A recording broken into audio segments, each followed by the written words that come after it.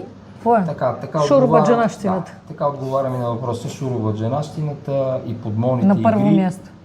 Шуробаджанащината и възможностите на родителите. Значи имаш пари, детето ти играе, нямаш пари, ако може и да е най-добрият талант. Другото нещо, което според мен не е, че играе. Много пак сложен въпрос, нали, защото от нас са много неща.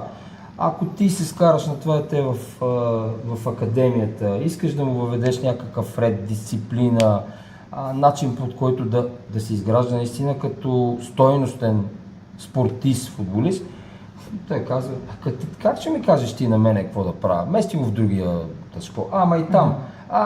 Там нищо не става. Той айде в другата школа.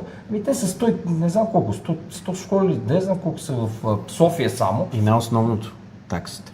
Когато плащаш такси, родителите си мислят, че са спонсори на отбора. И щом си плащаш таксата, значи детето ти трябва да играе. Точно. Аз съм си платил таксата, детето ми значи трябва да има игрови минути и не може да не ми го пускаш ти в игра.